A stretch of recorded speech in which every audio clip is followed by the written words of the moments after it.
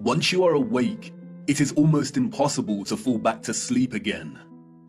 Once you discover that the Earth is not a spinning globe, but a flat and stationary plane with a firmament above it, everything changes. The trusted voices and satanic scientific priests who once shaped our reality and understanding of the world are no longer reliable. Our first-hand experience of the Earth as a stationary realm is at odds with their fabricated narrative of space and spinning planets. The scarring of our land and the barbaric mining of Earth's once majestic giant trees is at odds with the history books and geological narrative. And the awake are left wondering, what on earth happened? If they've lied about the Earth, space, and the destruction of our flat realm, then how can we trust the official, mainstream historical narrative? The historical narrative, like the heliocentric model, does not make sense. It doesn't add up. And all it takes is a closer examination, and their lies, which have governed our understanding of history and the world since our birth, begin to fall apart. Let's stir the mind with a few contemplations. We are told that the first true power tool was invented in 1895, when a German company combined an electric motor with a manual drill. The drill weighed 16.5 pounds and required multiple operators. It wasn't until 1957 that a company called Bosch began designing power tools in bulk that were both economical and powerful. So then how did our historical ancestors, a more primitive, underdeveloped people, design and build some of the structures we encounter? What about all the gigantic monolithic stones we encounter that have been cut with such precision? Ask yourself, could you repeat this today with the arsenal of equipment we have at our disposal? And what about the magnificent ancient stepwells of the East? Stepwells, we are told, were multi-storied wells built by our primitive ancestors as ways to preserve the water supply during droughts. But look at the intricacy and complexity of these structures. Look at the glory and the finesse.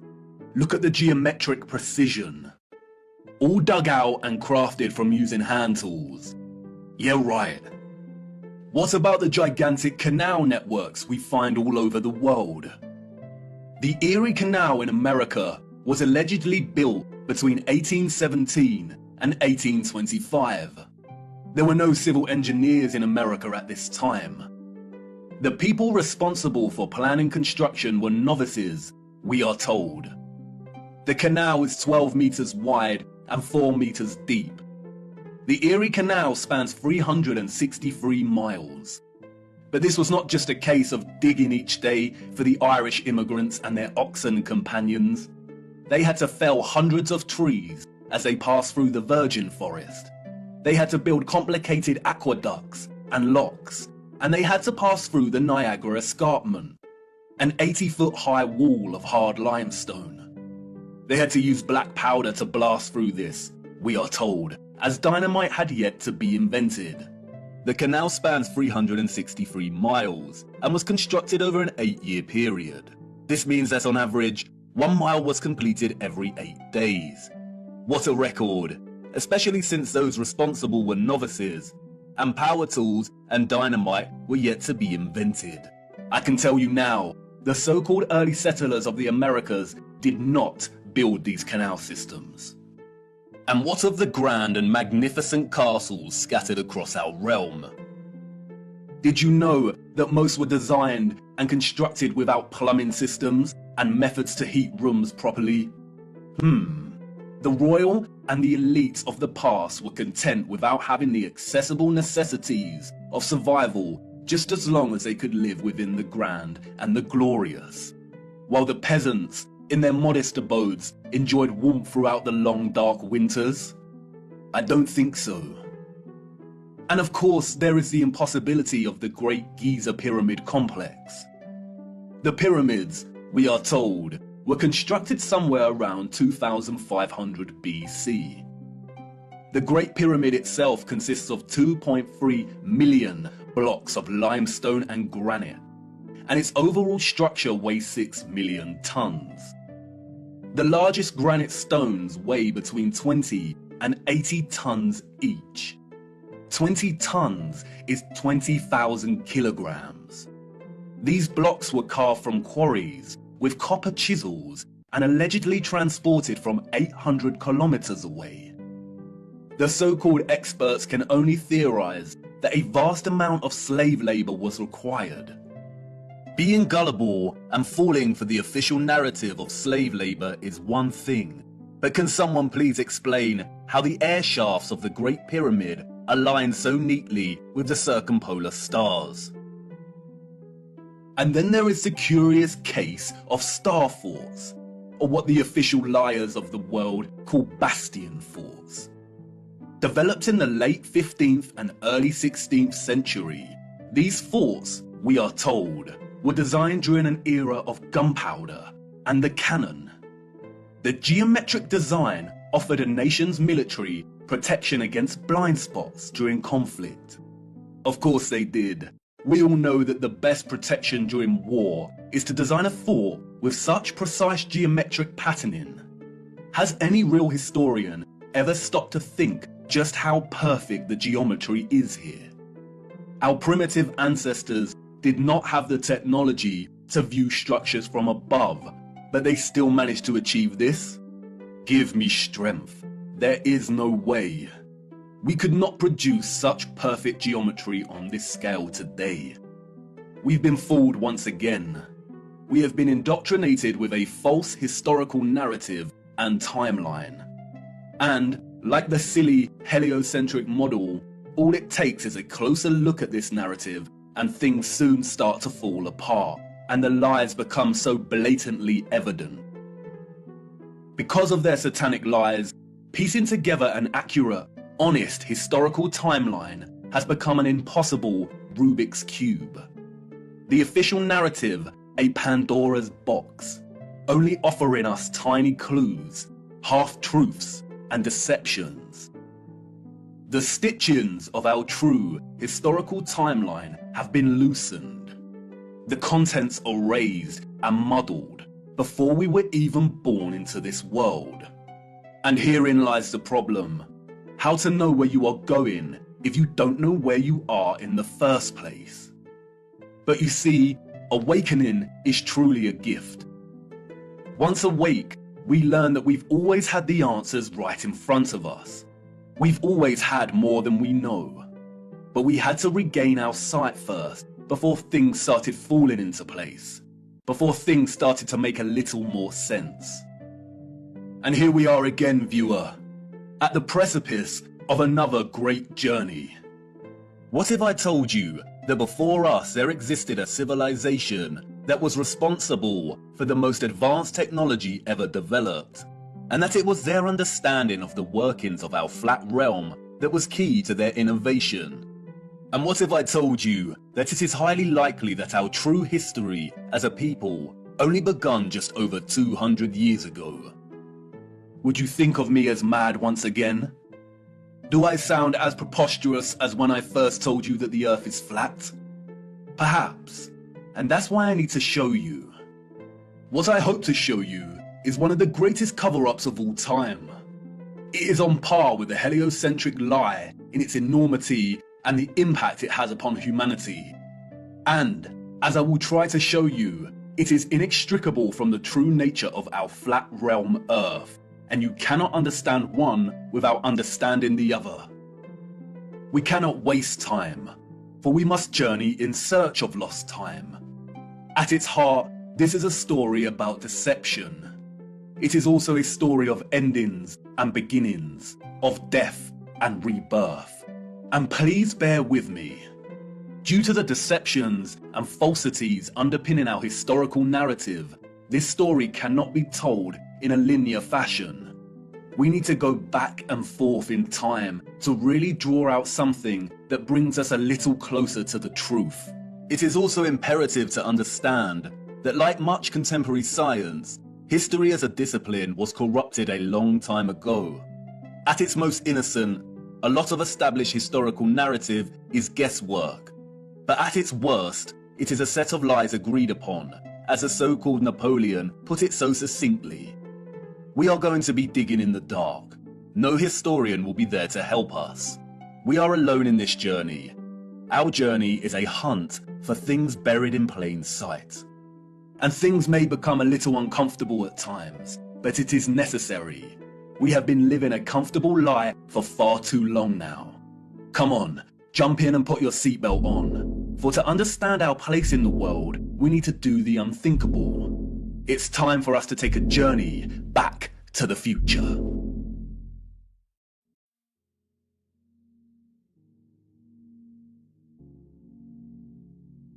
Our journey begins in the unlikeliest of places. 19th century St. Petersburg, at the entrance to St. Isaac's Cathedral. The city cold, the early morning mists dissipating with the approach of the sun, and our boots caked in mud. The year is 1860, and while St. Petersburg stands regal and proud, its inhabitants are nowhere to be found. It is quiet, too quiet. The population of St. Petersburg in the 1860s was, we are told, roughly 500,000 people, and yet there is not a soul in sight. Where is everybody?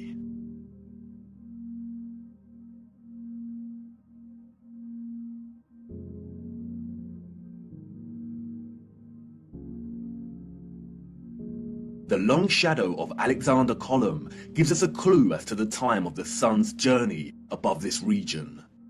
Long shadows only occur during morning or evening. It must be morning, but it appears that no one has surfaced yet. If we travel 400 miles across to Moscow, we see the same thing. Empty, quiet streets. In 1860, Moscow shared a similar population with St. Petersburg, roughly 500,000 citizens. But again, where is everybody?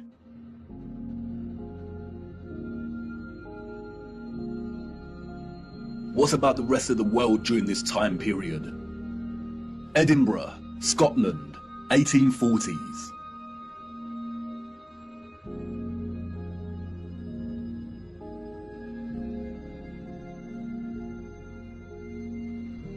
Copenhagen, Denmark, 1840s. Dresden, Germany, 1860s.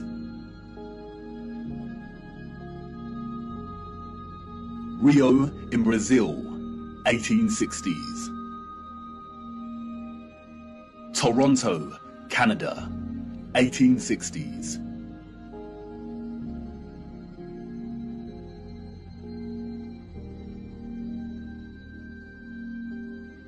Athens in Greece, 1860s.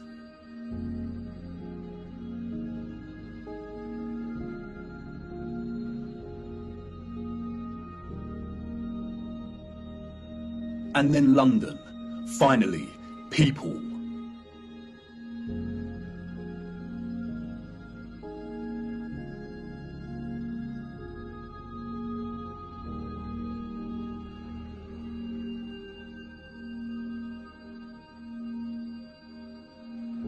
And what about Paris? People, life.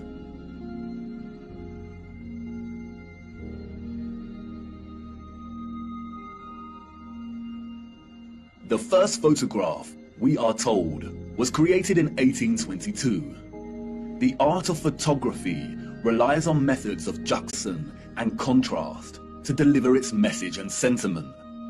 In these old photographs, we do not find the same deliberate techniques of juxtaposition that contemporary photographers craft into their art, but rather we find natural contrasts that are so important and central to navigating through our deceptive history.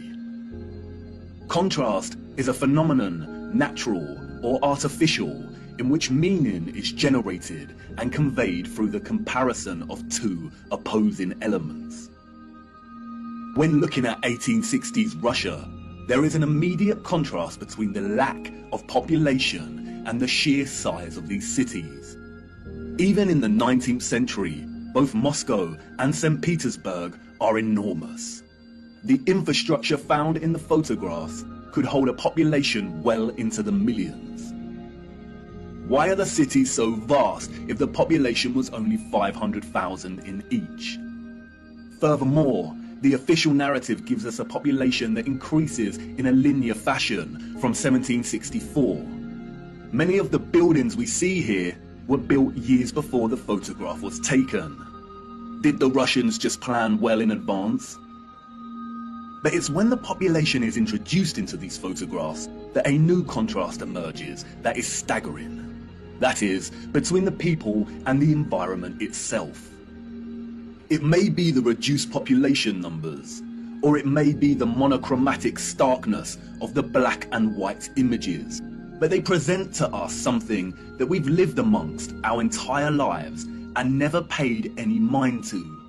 That is, the enormity and impossibility of the architecture.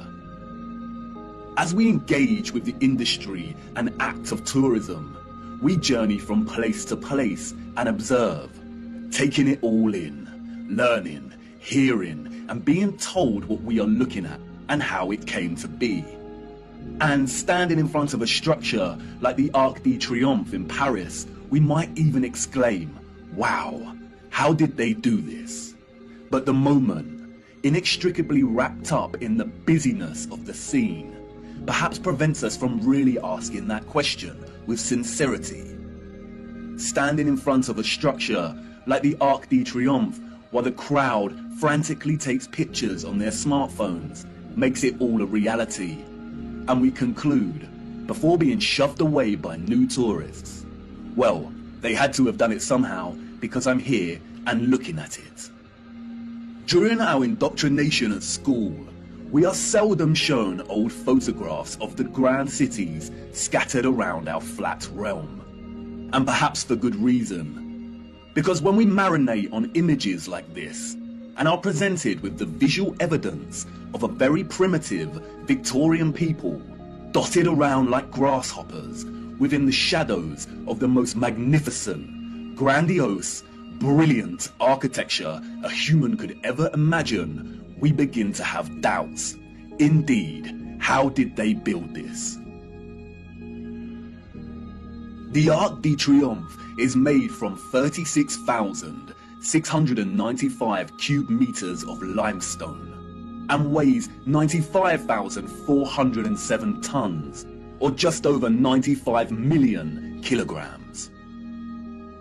They tell us it took 12 years to build the giant arch in two different periods, between 1806 to 1814 and between 1832 to 1836. How did they transport this amount of limestone with the same horse and carts that we see in the photographs? Look closer at the four sculptures that adorn each of its sides. Look at the intricacy of the sculptures and the patterning of the ornamentation that frames the arch. Each section is perfectly repeated without any deviation or inconsistency. The first true power tool was not invented until 60 years after this arch was completed. They tell us this was crafted by hand. Is that even possible? And then there is the ceiling of the arch. Immaculate 3D sculpted roses, perfect in their geometric symmetry. The nuance of the detail and finesse of each petal and cross-section borders is overwhelming. Look at the rest of Paris during this time. Again, a plethora of unbelievable, gigantic and magnificent structures. The city's infrastructure glorious, and the people and their means of transport primitive, unsophisticated, and seeming not at all developed to the point of producing a city like this. The roads are improperly paved and uneven. They are dirty and muddy. We also see buildings during this period in which the architecture aligns with the inhabitants. Buildings of misshapen proportions, less developed and refined, charming in their own way, but coarse in their use of wood and plaster. This is exactly the type of architecture we expect of a generation of horse and cart. A generation ignorant to the discoveries in technology that would follow in the years to come. Furthermore, at the time of this photograph, the arch is roughly 40 years old since its completion. Yet can you see how worn some of the parts of the structure are? We see weathering on the stone that suggests the arch is much older. As we approach the late 19th century, we see that the people of Moscow have finally decided to leave their homes and venture out into the streets. The infamous Red Square, now bustling with life. St. Basil's Cathedral and the Spasskaya Tower dominate the frame of the square.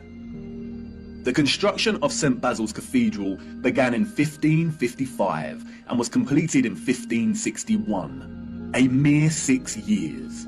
It suffered a huge fire in 1737 and underwent restoration over a 20-year period. But look at it.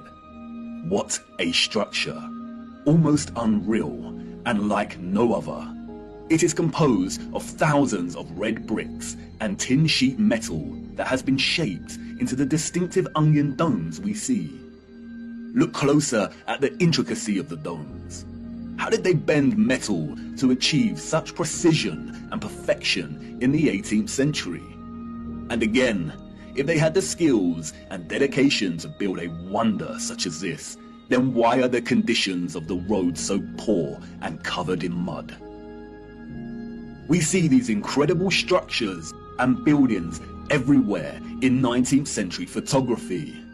We have the wondrous Crystal Palace of London, a monstrous structure with the greatest area of glass ever seen in a building, and all constructed before England had automatic glass manufacturing. We have Westminster Abbey and Parliament. We have the old Euston Arch, constructed out of pure sandstone in 1837, and streets unpaved and full of mud. Why did these people not prioritize the streets they walked upon? The Frauenkirche, the domed masterpiece of Dresden, Germany. Its intricate and opulent splendor in direct contrast with the beat-up wagons and horse-pulled carts of the people below, a people dependent on the bare necessities, a people completely dwarfed by its size and majesty. The Library of Parliament in Ottawa, Canada, built over a period of 17 years. The first major settlers arrived in 1800, and at the time of construction, the city's population was under 20,000. Would a grand, glorious library really be a priority for settlers? Why does the building look like it's been cropped out of Europe and pasted into Canada? Even at the turn of the century, 40 years before Bosch economized the power tool, we have the old Penn Station in New York. Look at the size of this. Completely mind-blowing proportions. As we can see here in the photograph, each octagonal, sculpted pattern on the arched dome ceiling is larger than one individual human. Look at the gigantic columns and detailed acanthus sleeves decorating the tops of each pillar. They tell us this station took 6 years to build. 6 whole years. Yeah, right. Why are we so gullible? Even without access to modern power tools, printable construction pieces, and crane technology, we could not reproduce this today. And more importantly, we don't reproduce this type of architecture today.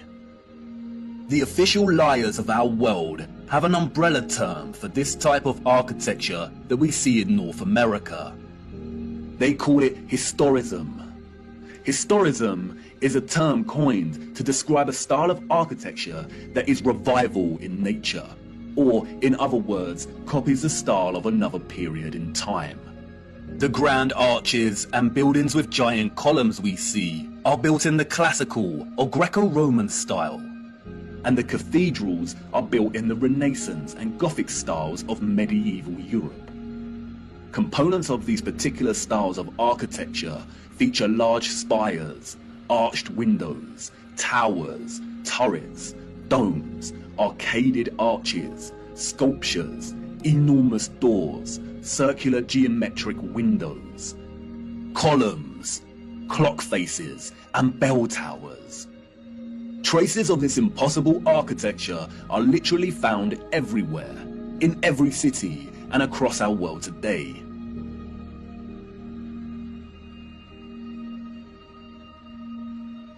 Some preserved and maintained, like the Parisian Arc de Triomphe and Notre Dame, and others lost and long forgotten to time, like the Euston Arch and the Old Penn Station in New York. We as a people travel miles to take our own photographs of these wonders.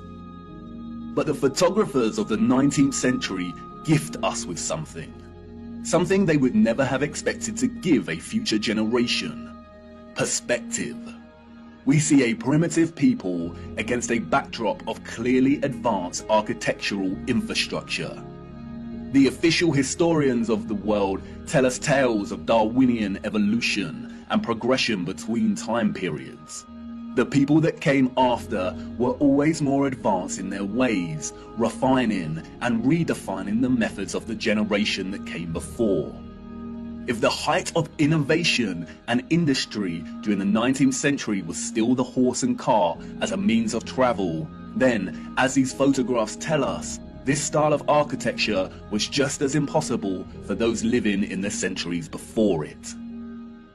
Anyone with a predisposition for thinking and questioning can immediately sense when looking at these photographs that something is rotten in Denmark, that something is off with the mainstream historical narrative, that something is not adding up. In a panoramic image of San Francisco in 1877, we see a collage of historicist architecture. We see columns adorning the entrances to very regal buildings that stand out like sore thumbs from some of the timber shacks surrounding it. We see Gothic spires and towers in the distance. We see domed cathedrals and buildings. We also see just how sprawling and huge the city has become. In 1846, there were under 500 Mormon settlers living on the area of land in which we now call San Francisco. It was frontier land and ready for the taking. Between 1848 and 1849, with the start of the California Gold Rush, the population increased from 1,000 people to 25,000 people. 28 years later, this panorama was taken. The population at this time, we are told, was getting close to 200,000. Who in their right mind would believe this story? Does this look like a city of 200,000 people? Without any modern technology, power tools, automatic manufacturing, electric motors.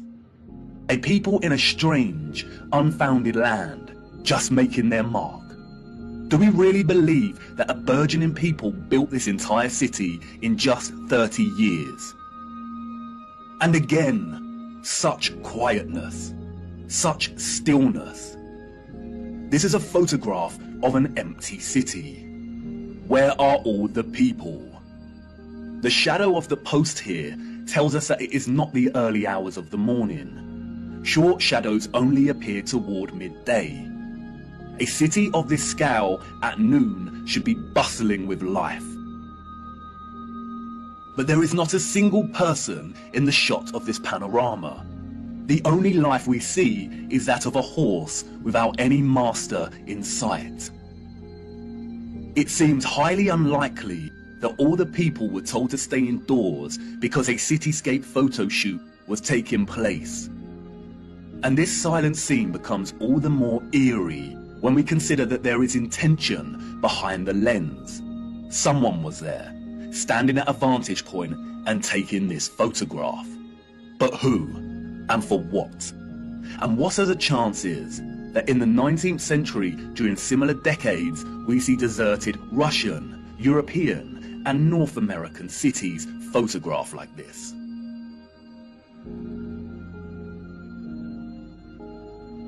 And then only a few years later, we find the same locations bustling with people. A people clearly incapable of building the architecture found in these cities.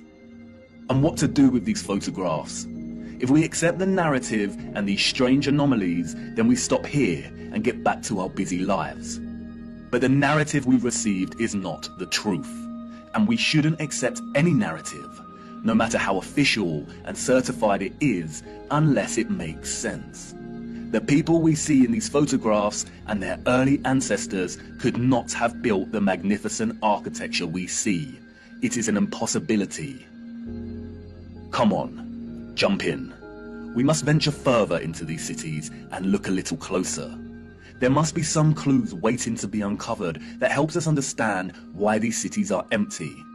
Wait, what's that you say? You want to wipe the mud from your boots first? Do not bother, it's a waste of time. Come on, jump in and let's go.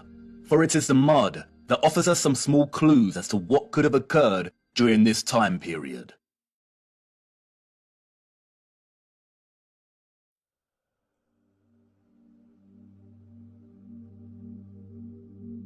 In June 2011, Christchurch, New Zealand, suffered an earthquake that left a lot of the city in chaos, destroying buildings and infrastructure and leaving over 50,000 homes without power.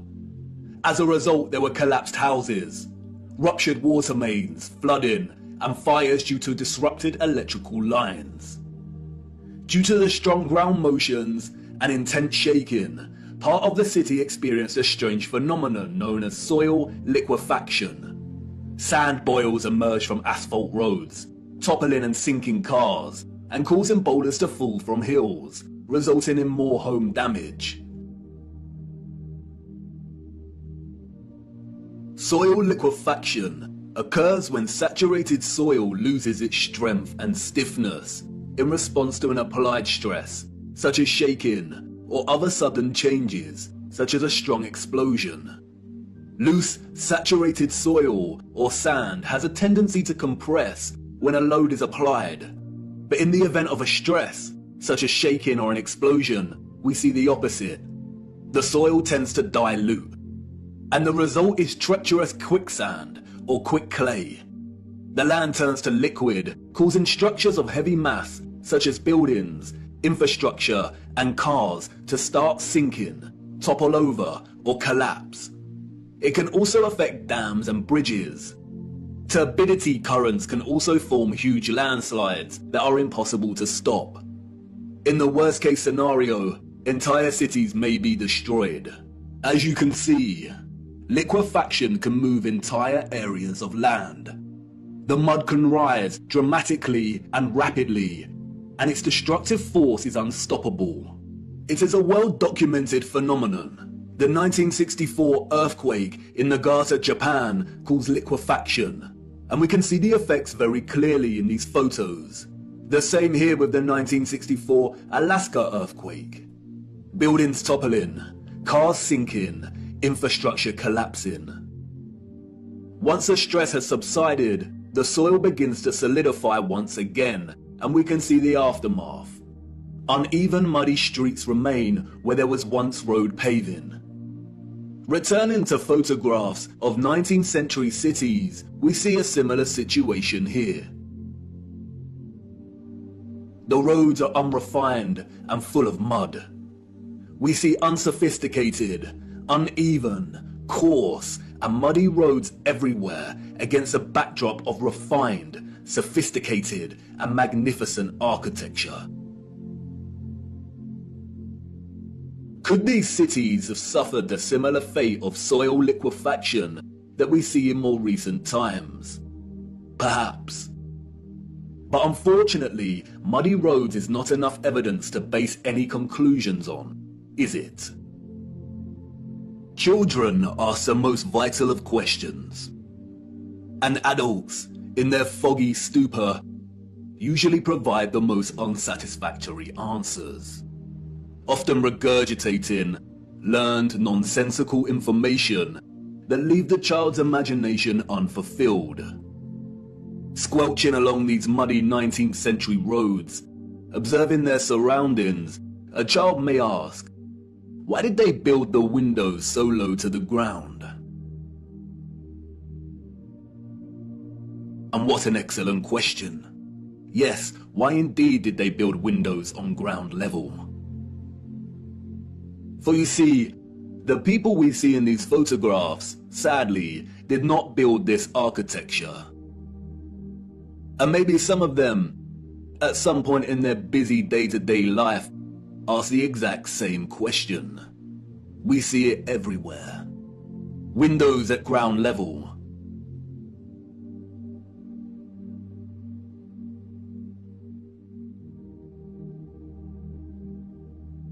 Windows partially below ground level.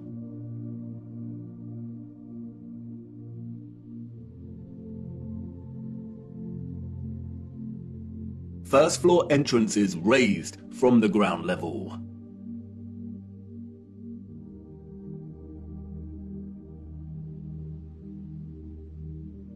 Steps leading down to entrances below ground level.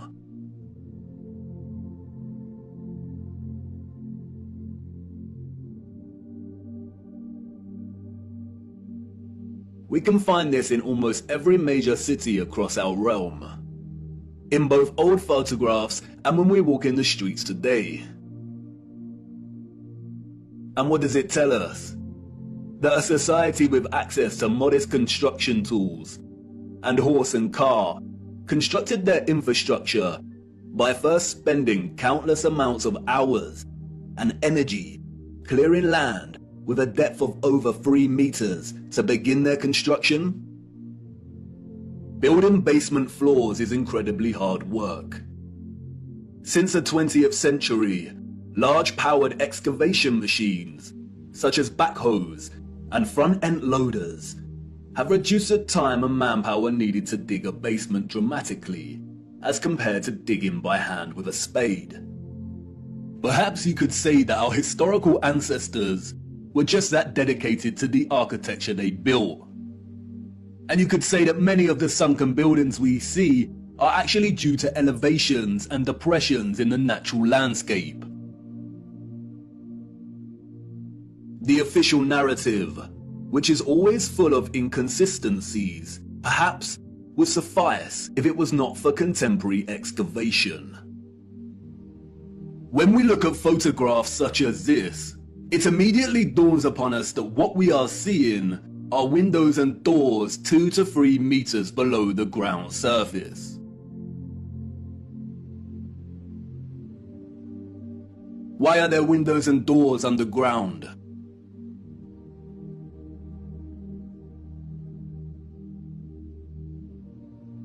What is this that we see in our cities? Natural soil accumulation over time? Geologists have never been able to ascribe a consistent value to worldwide natural topsoil accumulation, because it is impossible. Some regions of our realm experience consistent topsoil accumulation, whereas other regions actually experience consistent erosion. Many historians and archaeologists have noted that many cities over the centuries have been destroyed through war and natural phenomena such as earthquakes, volcanic ash, and flooding.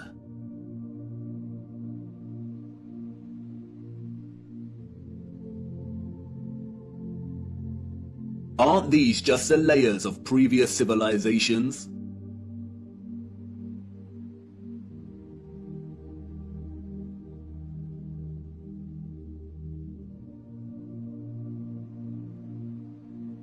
No, they are not. We see over and over again whole floors of buildings consistent with the architecture existing above the layer of ground.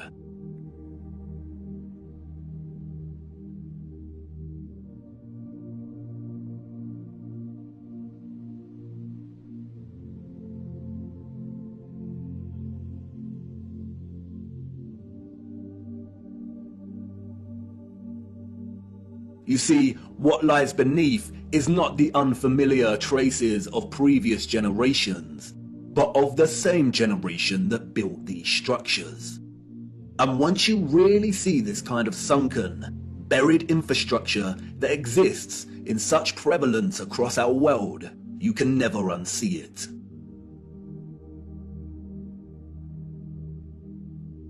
We see that the foundations of old churches are actually the original first floors, with consistent entrances and windows.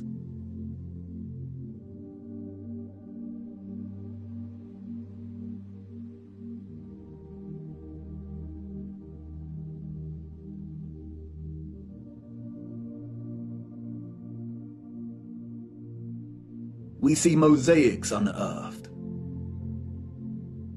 We see pillars, columns and arches that were originally much larger, and it was the layer of soil that reduced their size, as if they weren't big enough to begin with.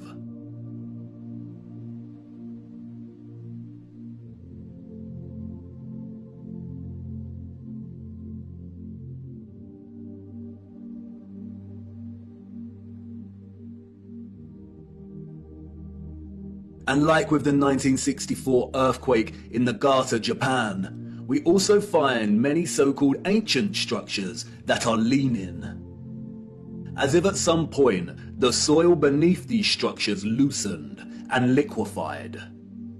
We have the Sahersen Church Tower and Our Dear Lady at the Mountain Church Tower in Germany, the Tiger Hill Pagoda in China, the Leaning Tower of Neveyansk in Russia, the Leaning Temple of Huma in India, Oud Kirk in the Netherlands, the Tower of Zaragoza in Spain, and, of course, the Tower of Pisa.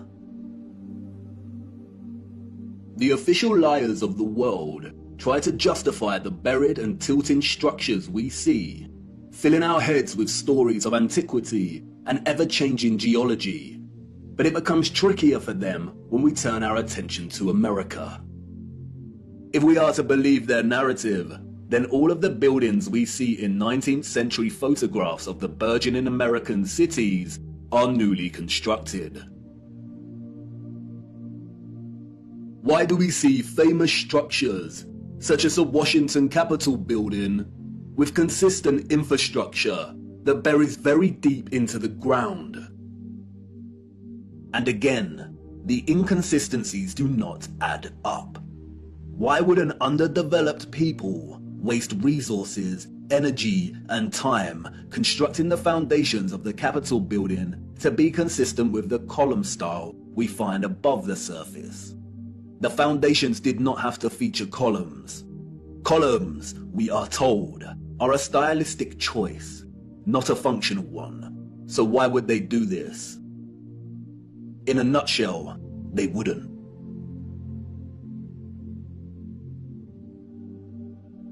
We see images that suggest that the people of the 19th century were actually concerned with moving a lot of the vast amount of mud we see, leveling the ground and excavating existing structures.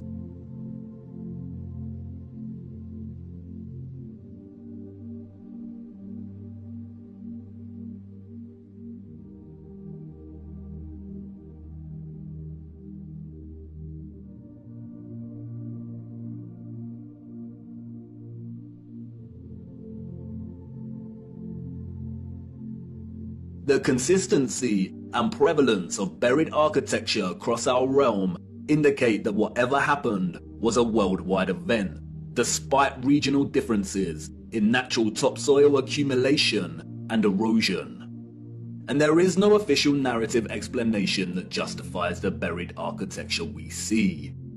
No explanation provided to justify the amount of mud we see in 19th century photographs of our cities.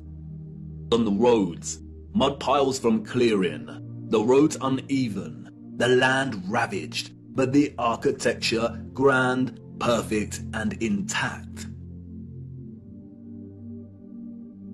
Applauded by literary scholars for his use of fog as an opening simile and metaphor to paint a portrait of London as a corrupted hub amidst burgeoning industrialization, many often overlook that Charles Dickens's 1852 novel Bleak House actually opens with a different image. London, Michaelmas term lately over, and the Lord Chancellor sitting in Lincoln's Inn Hall. Implacable November weather, as much mud in the streets as if the waters had but newly retired from the face of the earth.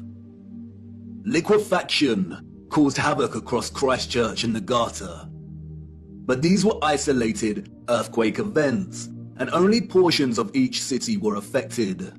It is not possible for there to have been huge, simultaneous earthquakes around the world during a similar period. Or is it? Even Wikipedia tells us that liquefaction can occur naturally or artificially, from an earthquake or other sudden change in stress condition. Even if this was the case, we do not see the same structural damage to the buildings in the 19th century like we do in cases such as Christchurch and the Garter. Most of the buried architecture we see is intact. It is either sunken or the ground level has been raised at least 3 meters, sometimes in a uniform manner, and other times partially buried in rolling mud hills, as if there were huge landslides. The strange case of the buried architecture provides the following conclusions: that what lies beneath are not the remains of previous civilizations. More often than not, the buried structures are consistent with the architecture we see above ground, that the structures are much larger than originally suspected, and therefore they are even more of a construction impossibility for a Victorian generation of horse and car, and those existing before them. That natural topsoil accumulation and soil liquefaction are not satisfactory explanations for what we see here. Whatever took place had to be something much larger and widespread, such as a natural or artificial earthly cataclysm of sorts. As many of the photographs show, many citizens of the 1800s were responsible for moving much of the mud, leveling the ground, and excavating buildings, which suggests that whatever happened had happened very recently in their past. The complete absence of a reasonable, mainstream justification for the buried architecture we see suggests that the controllers of our realm are deliberately trying to hide whatever happened. And what of the deserted cities we see in the earlier photographs? If these cities were truly empty, then we must ask why. We must also ask how all the people got there in the end. In the space of 30 or so years, we see a city go from barren to bustling. Interestingly, it is Charles Dickens and 19th century literature more generally that offers some clues. 2 central themes run throughout 19th century Victorian literature: that of marriage and female chastity, and that of orphans and adoption. Many of the fictional characters we've come to love over the years are orphans. We have Oliver Twist and Pip from Great Expectations. We have little orphan Jane Eyre and Heathcliff from Wuthering Heights. We have Mowgli from The Jungle Book, Cosette from Les Miserables. We have Heidi, Rapunzel, Peter Pan, Snow White.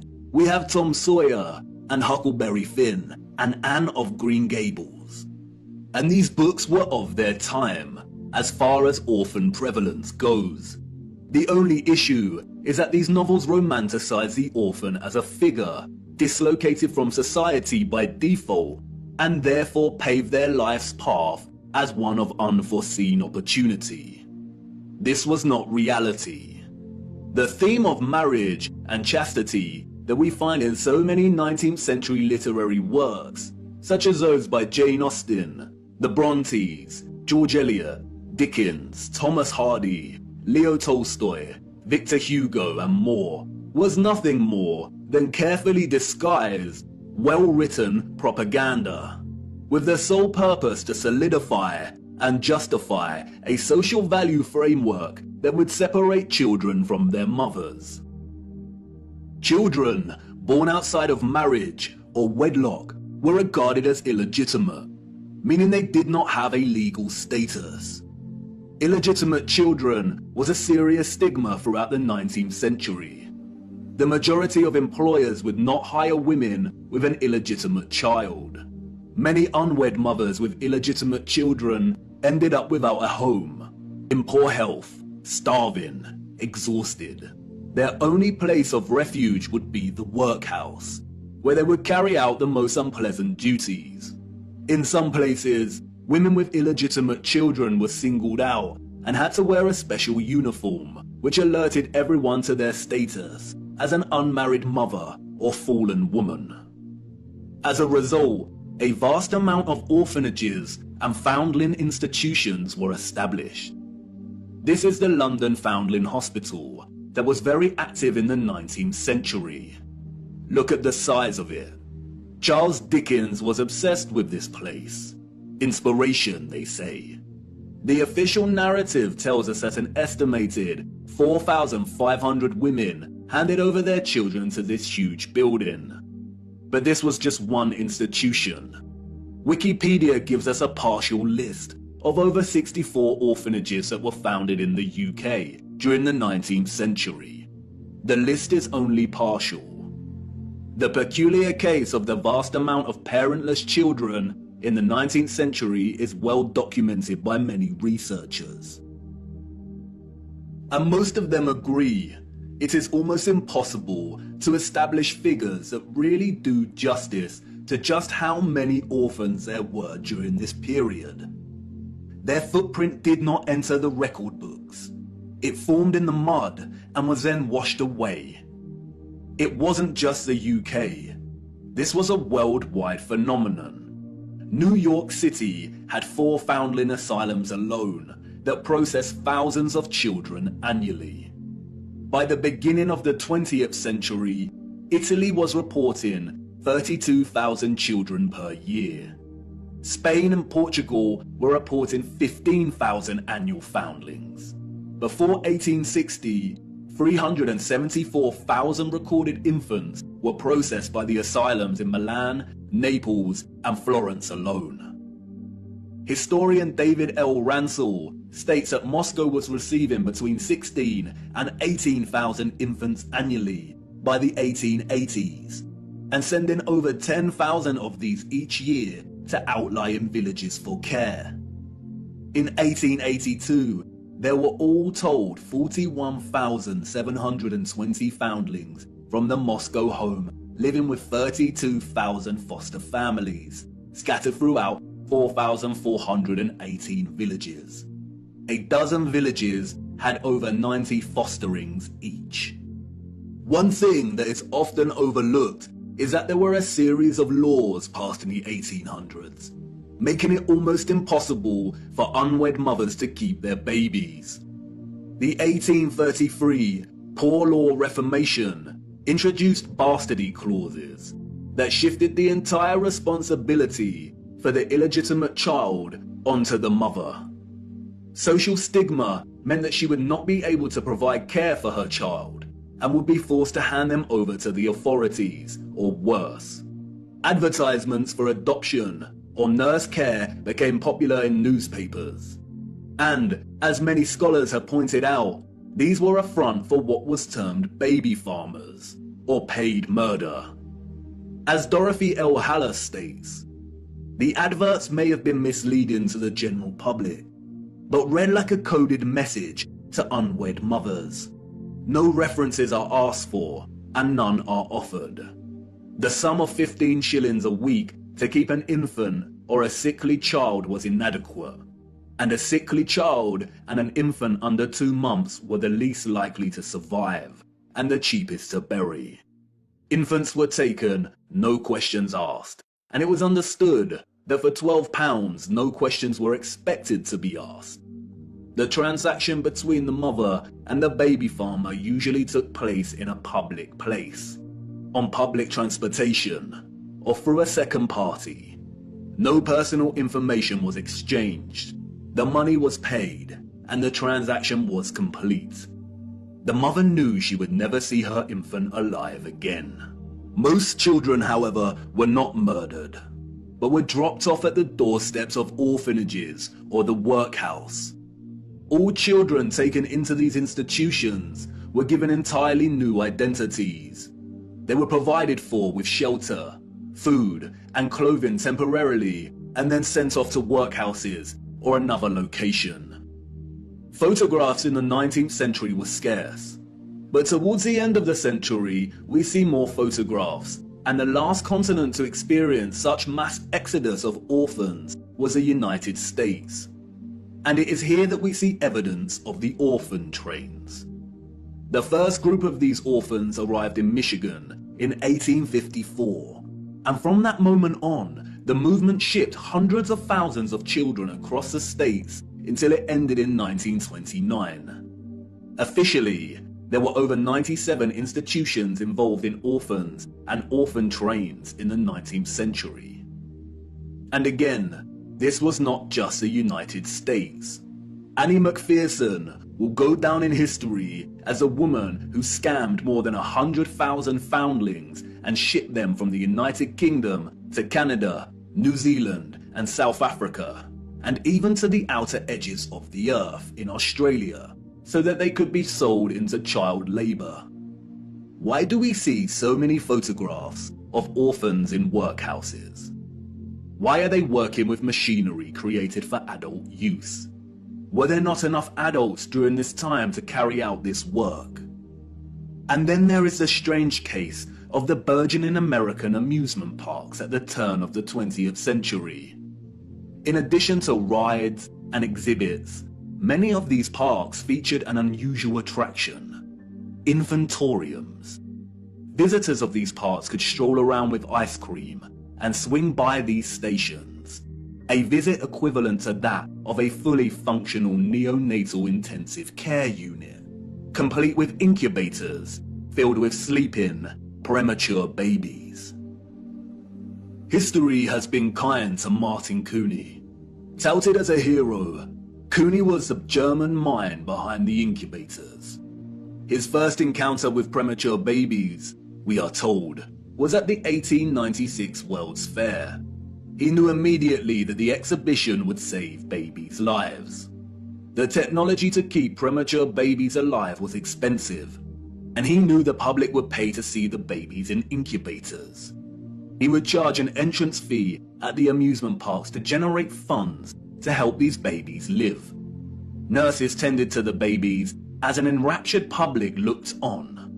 Like any other amusement, the premature baby exhibits included carnival barkers who tried to lure the public to come and see the babies. I don't know about you, but I find something very off about these incubators.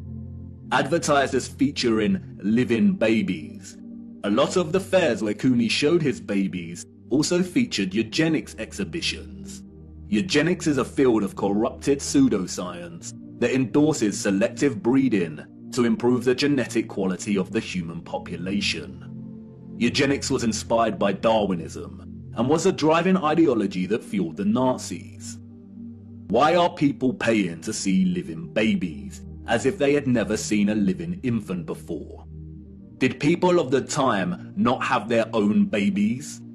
And where are these infants' parents? How did they have the technology in the 19th century to keep premature babies alive in such a way? Or is something off, once again, with the official narrative? There were 80,000 premature babies who were treated in these amusement park incubators. 80,000. The hundreds of thousands of orphans in the 19th century are just barely believable. Were women really that carefree? Did America even have the population numbers to justify 80,000 premature babies? We are not talking orphans here, but infants born prematurely. The narrative is not convincing or realistically fathomable. Where did these babies come from? More troubling is Cooney's background. As many historians have pointed out, he had no medical degree or training. His story is a very similar one of unconvincing philanthropy that we find surrounding some of our contemporary figures today that also do not have medical degrees. And then there is Marie Dressler, a Canadian silent film and Depression-era movie star. She adopted one of these incubator babies. Celebrities and adoption.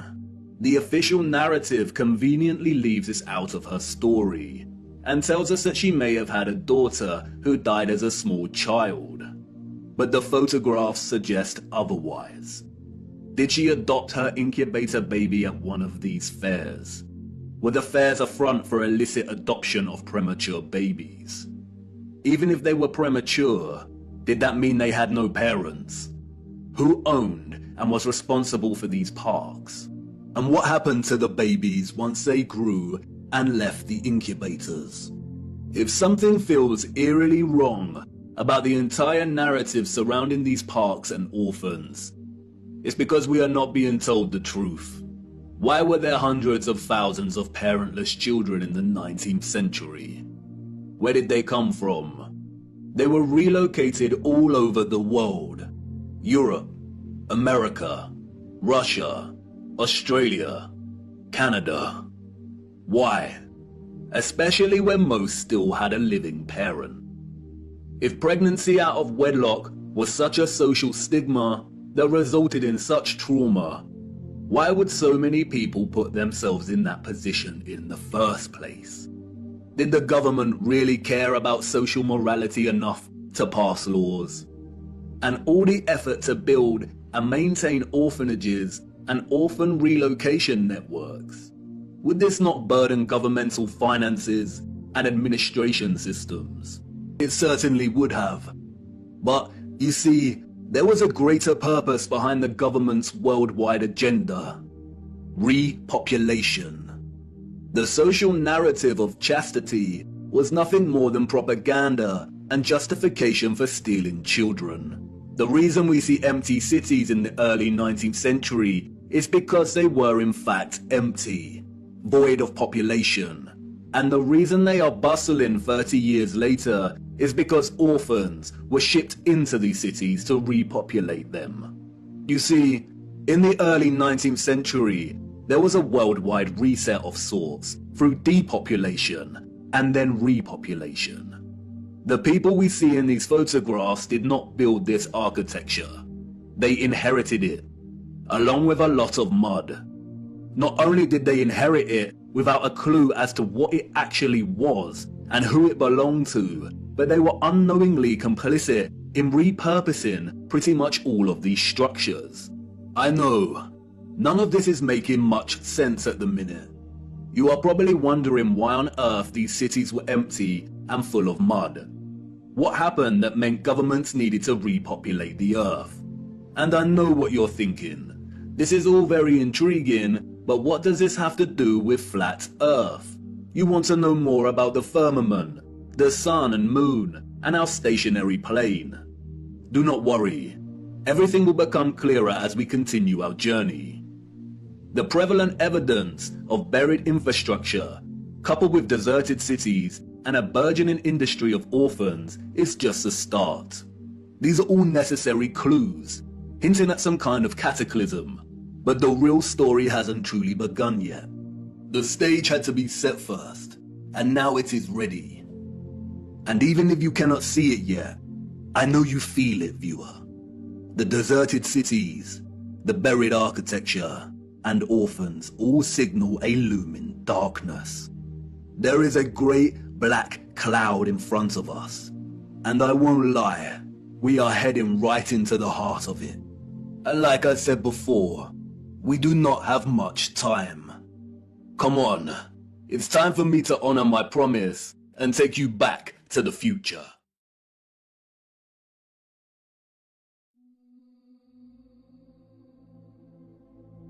Water, an inorganic, transparent and odorless chemical substance that covers 70% of the known Earth's surface.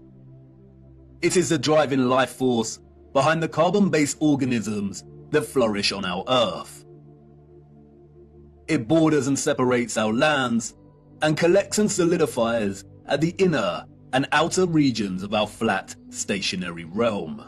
God should have sent a message to the inhabitants of Earth, and been precise, and told them to watch the water, to meditate on its function and natural laws, because in their time, a great deception would be cast over them, like a cold shadow of an unknown, nefarious king.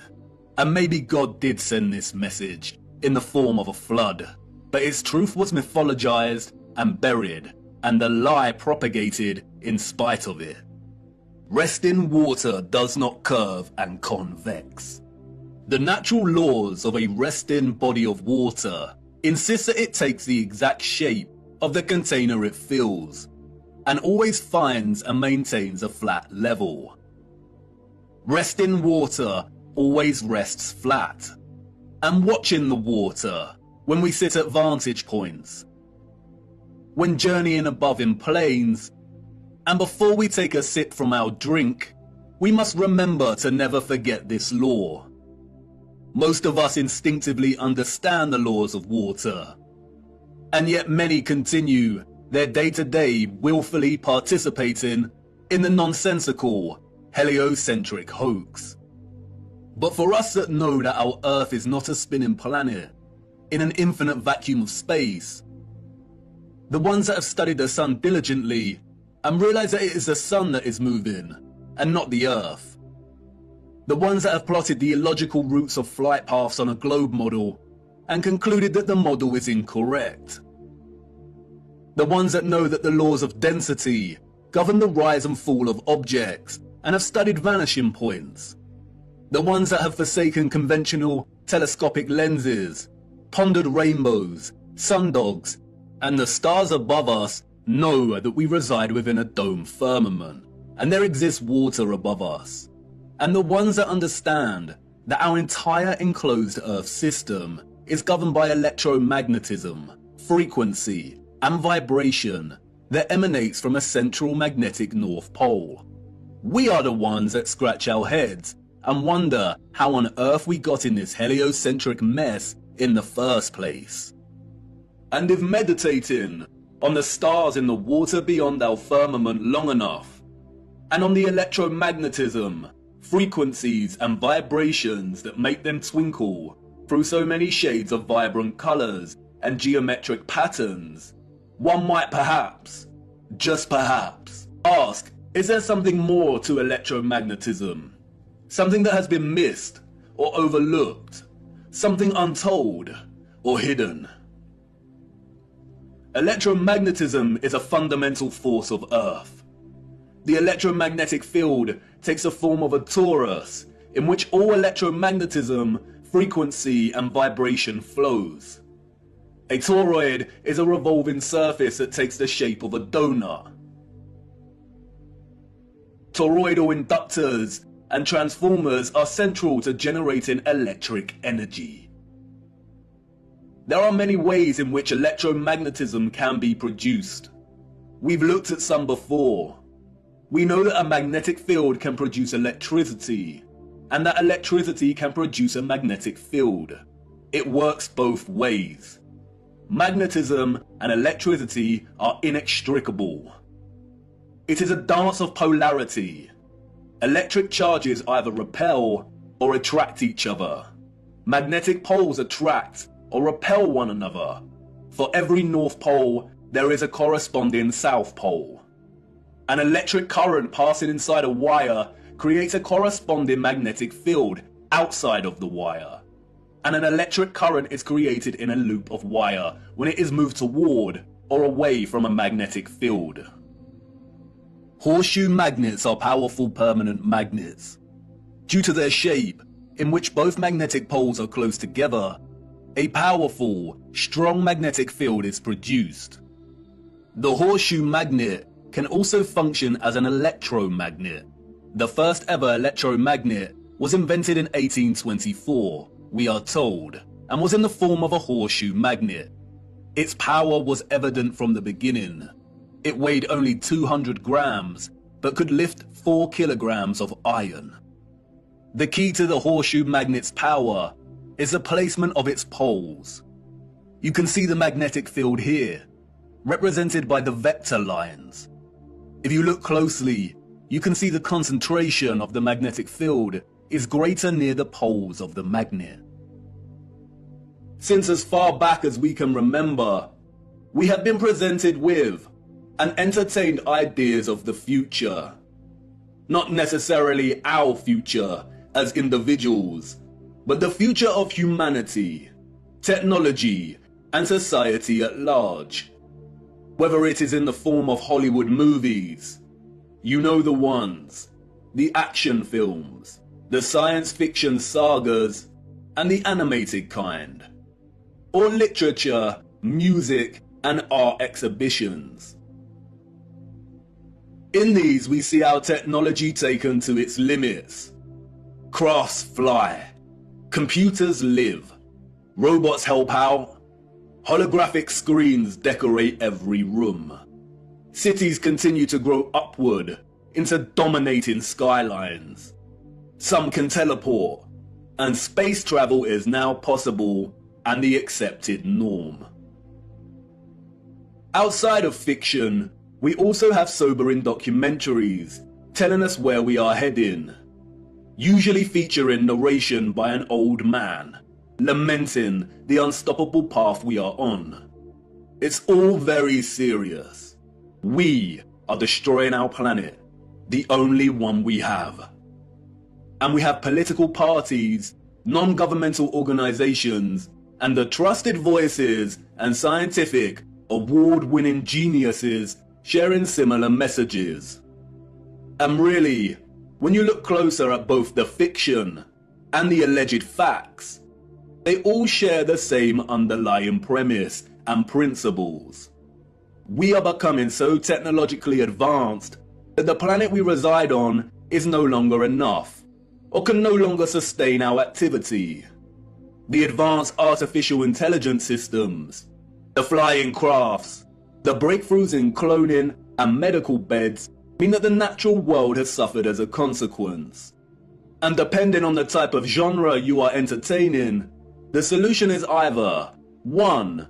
For humanity to perish as a result, perhaps destroyed by the very artificial intelligence systems it created in the first place, or perhaps by a natural, lung-choking virus that has mutated and is sweeping the earth to restore natural balance. Or 2. For humans to say goodbye to their lonely little blue ball and head off into space in search of a new home.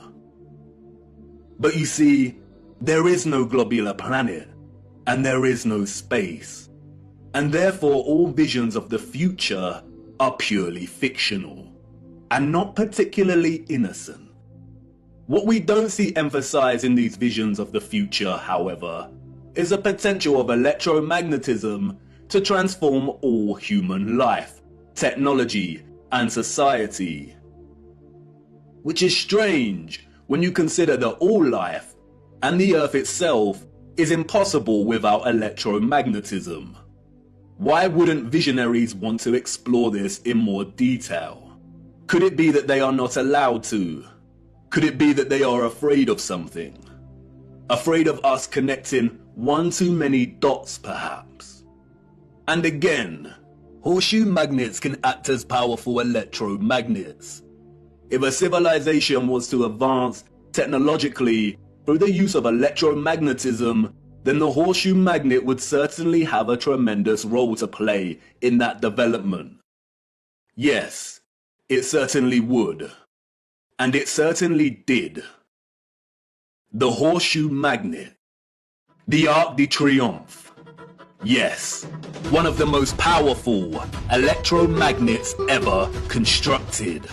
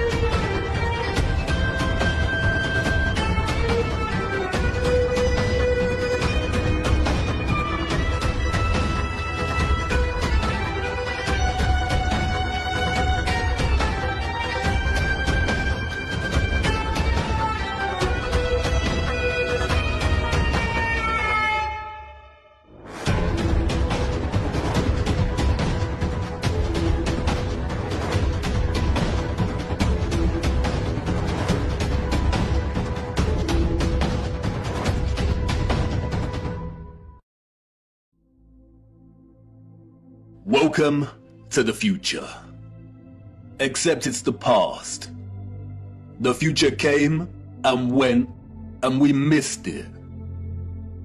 The magnificent architecture we see throughout our realm, in which the official liars and controllers of our world have termed historicist, neoclassical, Renaissance, Gothic, and so on, all belong to one whole unified civilization. A civilization so developed they had harnessed the power of electromagnetism to such a high degree that they not only built these huge structures, but also crafted them with utter finesse and beauty. A celebration of their own technological advancement.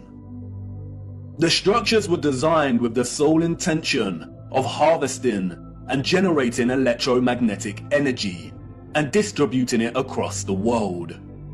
Their cities, towns, an entire way of life ran and depended on the use of free, clean, and powerful electromagnetic energy. The energy was harnessed and collected from the ionosphere above our heads through the use of antennas, spires, domes, and towers. All the impossible structures we see today have been repurposed and rebranded by our controllers and the citizens of the 19th century. This is not a church. This is not a mosque. This is not a castle. And this is not a government building. These are generators, powerful and gargantuous. They would collect and generate the electromagnetic energy, which was then stored in huge power stations and distributed and redirected by sophisticated, advanced structures, one of which is a huge electromagnet, or what we've come to know as triumphal arches. The energy was stored in batteries and capacitors, such as towers and obelisks.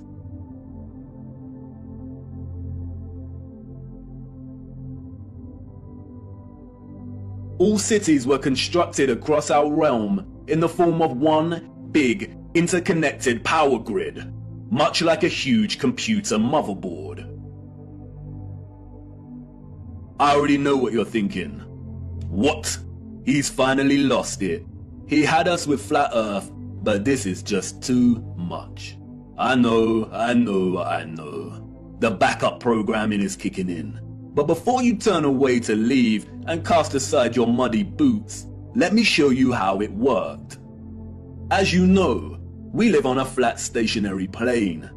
At the center is a source of magnetism at the North Pole, and directly above this is Polaris, fixed at the central and highest point of a wondrous crystalline dome firmament. Beneath the firmament, different layers of atmosphere exist at different heights. The ionosphere starts at about 30 miles above Earth. It includes a thermosphere and the mesosphere. The ionosphere is an electrical atmosphere that is ionized by the sun's electromagnetism.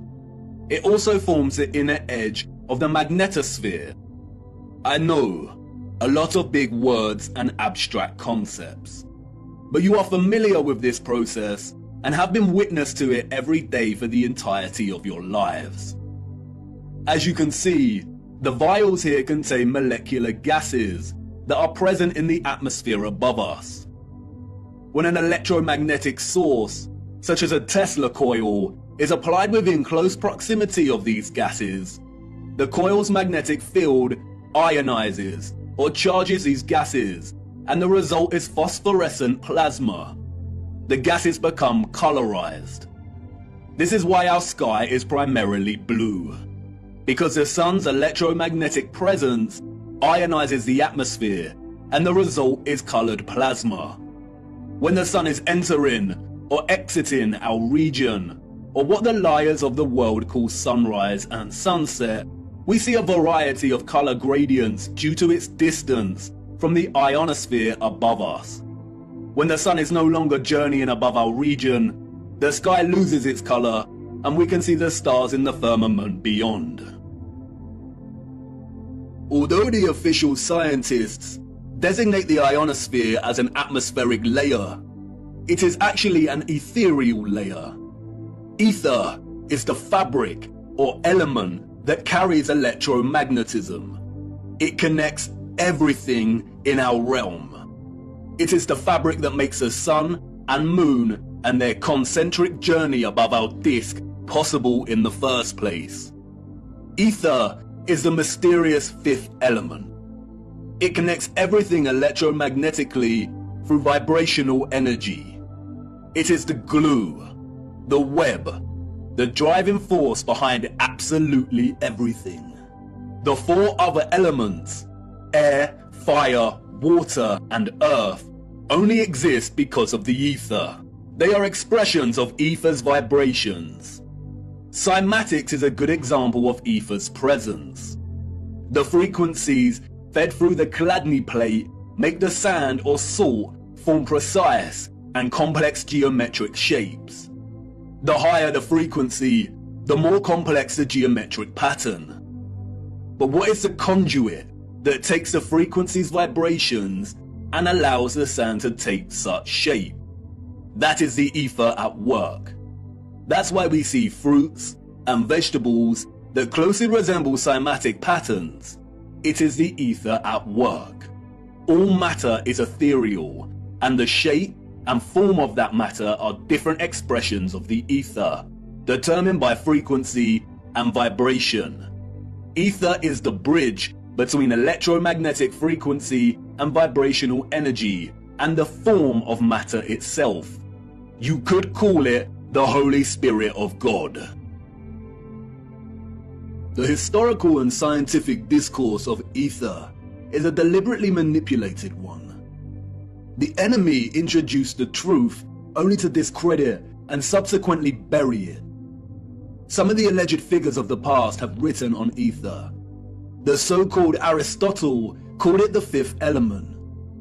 James Clerk Maxwell, the so-called father of electromagnetism, spoke of the ether, stating, "In several parts of this treatise, an attempt has been made to explain electromagnetic phenomena by means of mechanical action, transmitted from one body to another by means of a medium occupying the space between them."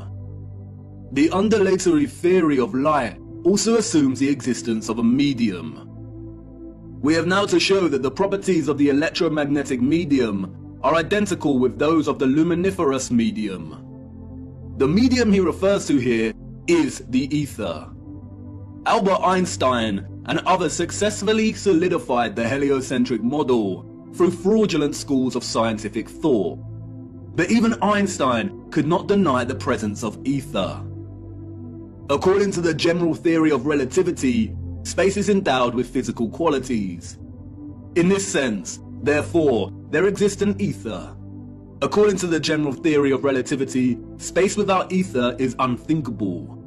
For in such space there would not only be no propagation of light, but also no possibility of existence for the standards of space and time, measuring rods and clocks, nor therefore any space-time intervals in the physical sense.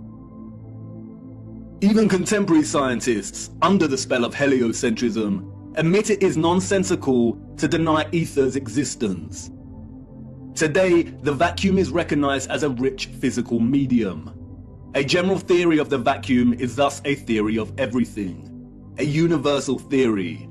It would be appropriate to call the vacuum ether once again.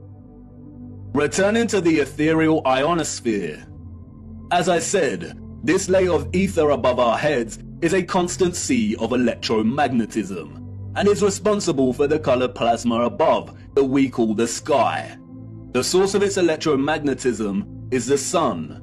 It is because of this ionized layer that we get ionospheric lightning in the form of sprites, which in turn influence the thunderstorms below. An ion is a particle, atom, or molecule with a net electrical charge. Electricity is a continuous flow of ions. The electrolytes in our body are ionized. Everything is connected by electromagnetism and the ether. Our highly developed and sophisticated historical ancestors not only understood the workings of the ionosphere and the ether, but they had developed methods to masterfully harvest it as a fuel to power the entire Earth. And while the exact process by which they were able to extract the ether is deliberately hidden from us and remains unknown, the structural remains that humanity has since repurposed and reused as architecture offer us many clues as to how it all worked. The evidence is everywhere for those with eyes to see. And once you see it, it becomes so glaringly obvious that you'll kick yourself for never noticing in the first place. The matter is very complex, and it will take time to really flesh out. So for now, let's have a closer look at some of these structures, and I will introduce some basic concepts. As we continue our journey, we will explore everything in more detail. We see them everywhere. On top of all these magnificent structures, towers, spires, and pinnacles that rise into piercing antennas. It was through these complex antennas that the ether was harvested. You see, after the Great Reset of the 1800s, the enemy fractured the old world's unified understanding of God and created multiple religions to try and hide God and justify the existence of such grand and beautiful technological structures. And I know this may trigger some people, but stay with me, I will not let you down. But for now, it is critical to understand that a lot of the religious icons that adorn and make up these antennas were never indicators of different religions in the old world, nor were they intended to be. They signaled something else entirely. They are usually made from copper and gold. Both are excellent conductors of electricity. In many of the structures we call cathedrals, the symmetrical spikes on the pinnacles worked in a similar fashion, extracting ether from the ionosphere. Once harvested, the energy would inevitably have been drawn down into the top larger portion of these domed structures. When examining many of the interiors of these domes, we come to realize that they rely heavily on symmetrical ornamentation. This is achieved by indentation or cavities in the masonry. In the world of electromagnetism, a cavity resonator works through symmetry to produce oscillation or vibration of energetic particles. Symmetrical shapes force energetic particles, or ions, to vibrate in a constant manner. Is this why we see perfect symmetrical ornamentation within the ceiling of many domed structures? It no doubt sounds absurd, but the majority of these structures also feature a smaller type of cavity resonator, or what is more appropriately termed cavity magnetrons, that offer some clarity as to the real function of these structures. A cavity magnetron is a high-powered vacuum tube that generates microwaves using the interaction of a stream of ions with a magnetic field while in the cavity resonator. A magnetron operates through a hollowed, symmetrical vacuum.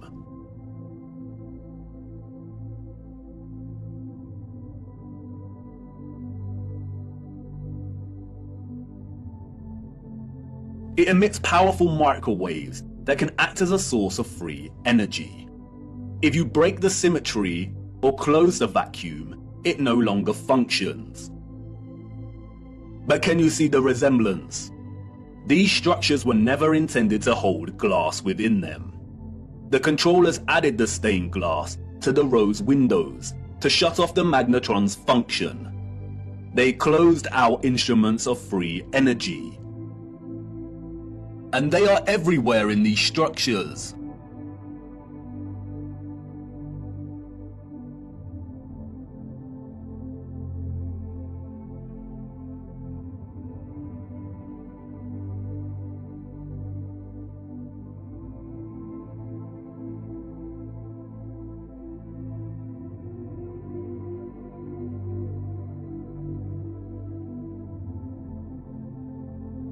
Interestingly, if you look at the geometry of entire sections of the structures themselves, then it becomes very evident that they functioned in their entirety like a cavity magnetron to generate energy. All cavity magnetrons consist of a central heated circular metal chamber in which the current leaves, and it's called a cathode. Look at that word, cathode. Does it remind you of another word? Cathedral. Cathode. Like with everything else, they corrupt the truth and hide things in plain sight. The controllers removed most of the cathodes integral to these cavity magnetrons, but there are some structures today in which you can see traces of the old cathodes still present. The heavy reliance on symmetry and cavities within these structures is not coincidental. The symmetrical ornamentation would have worked in a similar manner, causing the energetic particles to vibrate in a constant manner. The flowers within the squares can be understood as similar to acoustic resonators, working to vibrate the ions. It is here that the energy would have been continually manipulated into vibrational and electromagnetic energy of specific frequencies. Really look at these magnificent acoustic resonators. Could you craft one of these by hand today? And at such height? Why would an underdeveloped people spend so much of their time crafting such perfect symmetrical ornamentation, especially if it had no function and was purely aesthetic? They wouldn't. The cavity resonators and magnetrons would have had to have worked in partnership with a central engine or reactor contained within all these structures. Both resonator and reactor are interesting words. Just like the words conductor, generator, creator, and the name Mercator, they all contain the word Tor within their linguistic structure. They hold a linguistic memory and pay homage to the torus or toroidal field. The torus is the flow of electromagnetism. Without this flow of energy, there would be no life on Earth. No one can really know for sure, but some have suggested that the engine was probably similar to a fusion reactor. The traces of these engines can be found within all of the larger generators. The empty shell of where the engine used to reside is usually, but not always, octagonal. It's been right in front of our faces the whole time. The controllers remove the engines, sometimes repurposing the space as baptistries and bandstands, sometimes just leaving the base either barren or attempting to cover them up. We see these octagonal structures in cathedrals, government buildings, mosques, and detached bandstands. And unless they have been repurposed, these structures seem to hold no overall function. They do not contribute to the overall structure. They appear superfluous and unnecessary. Theories have surfaced that the engines or central technological mechanism was similar to a tokamak. And while I do not subscribe to this idea, which will become evident as to why later in our journey, for now we will use it for illustrative purposes. A tokamak is a powerful device that uses a magnetic field to produce plasma in the form of a torus. The contemporary tokamaks we see are used in thermonuclear fusion power. The tokamak's toroidal field, in conjunction with the vibrating ions from the ether, would have produced a highly conductive electromagnetic field of gases called plasma, just like our sun and ionosphere.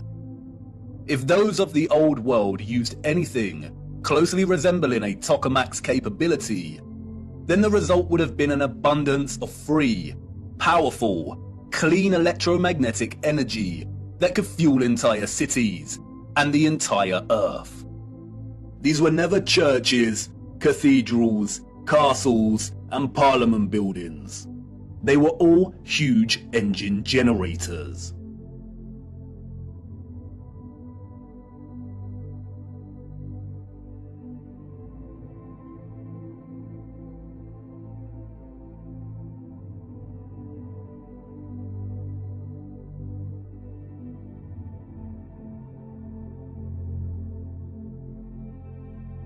The controllers invented labels and terms such as Renaissance, Greco-Roman, and so on to describe the style of these structures. But as you can see, all these magnificent, impossible structures all share the same fundamental structural principles and design, despite location, time period, and cultures. And this is because they were created with the sole purpose of generating energy. And just because these structures were never used for prayer and worship does not mean they were not holy sites. The civilizations of the past had a relationship with the Source and the Holy Spirit, or the Ether, like no other. And they paid homage, reverence, and thanks to it by constructing their generators with such splendor and beauty. And not only that, but they constructed the entirety of their structures, statues, and ornamentation in reverence of this gift, in reverence of the energy production that made their way of life possible in the first place. The laurel wreath, which the satanic controllers have corrupted in their appropriation of the symbol and redesignation of it to represent Apollo and Lucifer, is in fact a toroidal coil. And we see the toroidal coil throughout the old world's infrastructure, as simultaneously having both a function and a celebration of this function. Electromagnetic coils are electrical conductors. They are used in applications where electric current interacts with a magnetic field. In devices such as generators, motors, inductors, and transformers. Most coils take the form of a toroidal coil or spiral. Wire coils are used in conjunction with a magnet to produce powerful electromagnetism. The more turns of the wire, the stronger the magnetic field. Coils generate vortexes, which in turn create an electromagnetic field. It's all one interconnected system.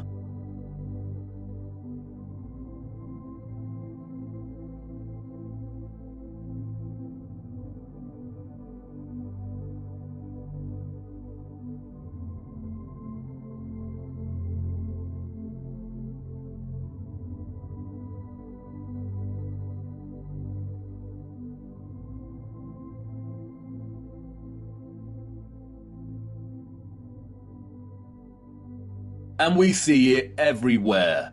This is what columns and rotundas were used for. Powerful coils to generate electromagnetism and carry the current in loops.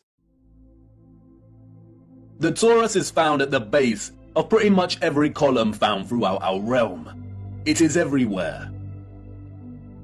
Look at the movement of electricity through a wire and the simultaneous magnetic field it produces.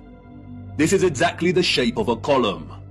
And we see this present in all of these gigantic and meticulously crafted columns.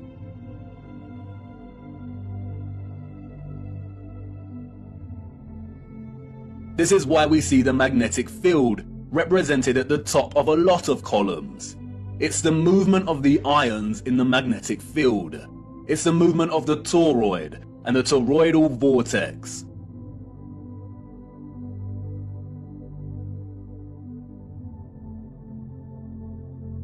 As you saw, coils of copper wire are essential in electrifying the magnet. And I know what you want to say. That's great, but the columns and other structures you are referring to are made of stone. But you see, all of these impossible structures are made from a mixture of stone and metal. They used iron bars in their construction. Iron is magnetic.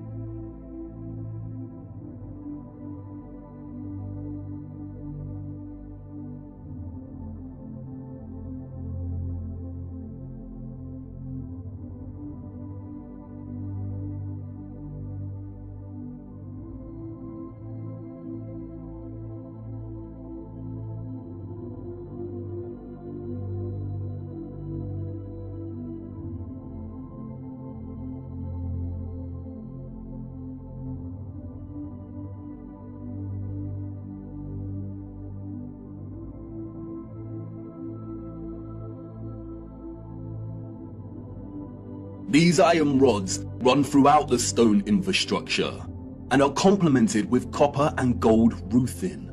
Copper and gold are strong conductors of electricity.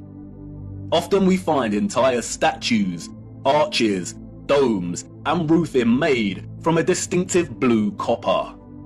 Furthermore, the limestone, granite, and dolomite stone is mixed with crystal silicon or quartz. Quartz has strong electric potential. The colonnades and arches we see everywhere were at once integral components to the overall electromagnetic infrastructure, while also constructed in geometric forms that mirror the flow of electromagnetic energy, such as coil loops, horseshoe magnetic fields, and toroidal vortexes. As with everything else constructed in the old world, they were both functional and crafted as a homage to that function. A lot of ethereal energy was stored in structures constructed from red bricks and concrete. Red bricks and concrete are excellent conductors of electricity. They operated as huge capacitors or batteries. According to new research, red bricks can be converted into energy storage units that can be charged to hold electricity, like a battery, and can store energy until required for powering devices. The key to this battery-like function inherent within red brick is the iron oxide. The development and use of red brick is so important, and we will be returning to this subject much later in our journey. The really big red brick power stations and batteries were designated and recognizable by their white stripes, such as St Pancras Railway Station in London, and many other famous structures. We still carry this red and white stripe designation of power stations today, and it is also an indicator for the magnet. Some were constructed of blue, black, and brown with white stripes. Towers, obelisks, and small clock towers functioned as the intermediate capacitors or batteries to store, distribute, and provide energy throughout the grid. The entire flat realm Earth was connected as one whole grid, a complex interconnected system of free energy production, distribution, and consumption. And this entire grid was destabilized and deactivated somewhere between the 17th and 19th century. Power grids like this do not function on a spherical mass. Our historical ancestors knew that the Earth they walked upon was flat. This type of futuristic technological advancement is the result of a civilization knowing exactly what type of Earth they lived upon. They were not subject to the same satanic deceptions and abuses as we are. They were not raised believing they existed on a lonely, globular rock spinning in the vacuum of space. The true, ethereal, electromagnetic properties of the Earth were not hidden from them. They knew there was a domed firmament above their heads. They studied it, they imitated its properties, and understood its central relationship with the entire ethereal existence of electromagnetism. They revered the magnificence of its craft, and showed utmost gratitude to the Source, to God, and the ethereal Holy Spirit for giving them everything they needed. Look. Ewaranos.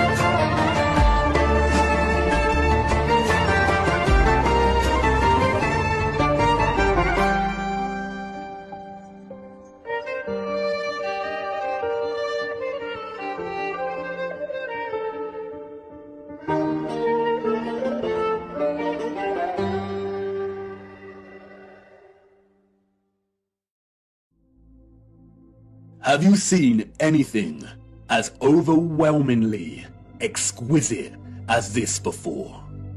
How have we lived our entire lives and not seriously considered the impossibility of these structures? How have we lived our entire lives walking amongst the skeletons of the future long forgotten? I know this is all a lot to take in, and I know that the picture has not formed properly in your mind yet. It is hard to imagine an interconnected electromagnetic power grid of this size across the Earth. And the technical nature of electromagnetism doesn't help. And I know that you're full of questions. Who were these people or beings that built these structures? Where did they go? And why were the power grids deactivated? What about all the religious iconography and art we see inside of the cathedrals and mosques? What about all the histories and photographs we have of the construction of these structures? What about the Romans and the Greeks? What about some of the grand mosques that have been constructed in recent times? And if what you're telling me is true, then how did they distribute and store all of this energy like you say? Was it similar to our Wi-Fi and radio signals? We will get to all of these in good time. We have barely scratched the surface. But for now, it is the last question that is important. How did they distribute and store all of this energy? And in what form? For you see, our sophisticated historical ancestors did something that we, as a society, have come to neglect. They watched the water, and they watched it closely, right here on Earth and up above, beyond the firmament. Come on, let me show you.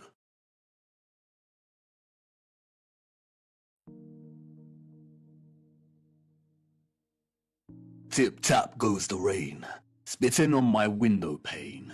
Drip-drip from the trees, sodden earthy and soggy leaves. Splosh, splash, puddle pools, jumping on their way to schools. Onomatopoeia, The formation or use of words that imitate the sounds associated with the object or actions they refer to. The property of a word of sounding like what it represents. Water has many. The interdependent relationship between water and sound is so fundamental to our connection and understanding of water. The rain patters and drums, the waves roar, the brook murmurs and whispers, the puddles of mud squelch, that it is intrinsically woven into the very linguistic code of our language. Many have explored the powerful connection between sound and water. We have Masaru Emoto and his study exploring the impact of sound on the molecular structure of water. We have those that like to play around with cymatics. There is Peter Davey, a saxophone player who invented a device that boils water with sonic waves. The innovative use of sound coupled with water seems to have no end. So much so that in recent times, biologists are discovering that ultrasonic water can even treat the most resistant of infections and heal wounds at rapid pace. And in a future where electromagnetism was harnessed with the utmost innovation, water, sound and frequency had to have a major role to play. And of course it did. They wanted us to know that it did. And not just the water here on Earth. They were telling us to look up and above. They wanted us to know that what they had achieved right here on Earth was only possible because they had studied what existed above. In the beginning, God created the heaven and the earth was without form and void, and darkness was upon the face of the deep, and the Spirit of God moved upon the face of the waters. And God said, "Let there be light," and there was light. And God said, "Let there be a firmament in the midst of the waters, and let it divide the waters from the waters." And God made the firmament, and divided the waters which were under the firmament from the waters which were above the firmament. And it was so. Some criticize the King James translation of the Bible for its use of the word firmament. But in the original Hebrew, the word is rakia, which translates directly as firmament. In the New International Version, it is called the vault.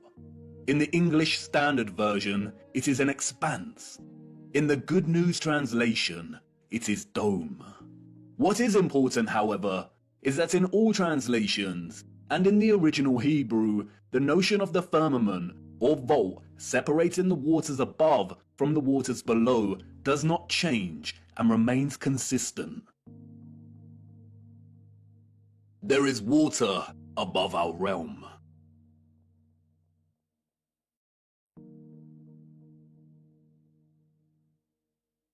The telescope is an interesting instrument, both at once an apparatus for discovery and simultaneously a weapon of deceit. There are two primary types of telescope, the refractor and the reflector. A refractor uses an objective lens, usually a convex lens, and a reflector utilizes a single or a combination of curved mirrors to reflect light and form an image. Many reflector telescopes use either a concave mirror or a parabolic mirror. This is what a reflection looks like in these mirrors. The eyes we were born with, and which we see the world through, are convex lenses. We do not witness the world through curved mirror reflections. This is Jupiter, as seen through a reflecting Newtonian telescope.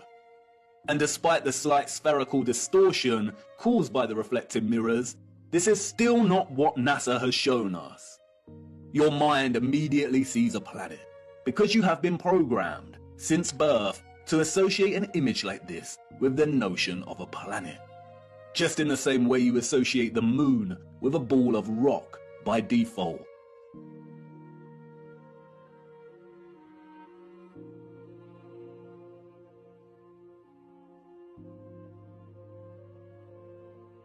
But as you can see here, both refracting and reflecting telescopes produce images similar to the Nikon P900. The Nikon lenses have been criticized by some astronomers as lacking the power to really see the luminaries above, But as you can see here, there is not much difference between the Nikon and both types of telescope. And in each we see that Jupiter is radiating some kind of light of its own. Both amateur and professional astronomers present footage such as this.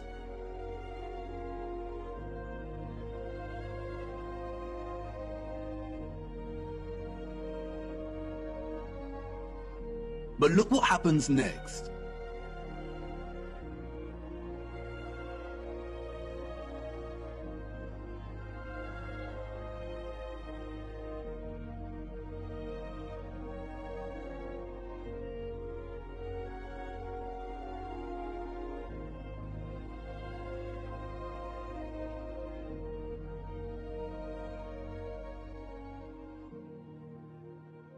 The astronomers here are using imaging processing software to turn their raw images and footage, which display a circular object in the sky above us radiating its own light, into a NASA-style planet. And this type of doctored, processed image is not what we see with our own eyes through these lenses. I am not saying that this is deliberate deception. Astronomy is a practice of its own. But it is very important to never confuse the highly edited images and footage we receive with reality. And it is also worth being mindful of those that are being very manipulative. They are usually the astronomers with the paid sponsorship from magazines and websites. It is also important to note that what we call planets are not actually planets. They are wandering stars, and all of the wandering stars are of a similar nature to the moon. Unlike the rest of the stars above our firmament, their course and journey above us is not fixed and consistent. Their paths deviate from the concentric paths that the rest of the stars consistently make around Polaris. And the reason for this is because they are not located within the waters beyond the firmament. They are very different, and their function is way more occult, and their significance to life here on Earth much more important than we realize. We will be returning to the true nature of the so-called planets and moon later. Back to the waters. Arcturus is one of the brightest stars in the sky. Here is Science magazine's artistic impression of the star. And now here is Arcturus as seen through a refracting telescope. There is no resemblance. What we see through this telescope footage is really similar to what we see when you zoom in on the stars above with a powerful Nikon camera. Many criticize the refracting telescope because it can produce chromatic aberration. Chromatic aberration is a failure of the lens to focus all color to the same point. The result can be purple fringing, and we see that here. Photographs can suffer from chromatic aberration.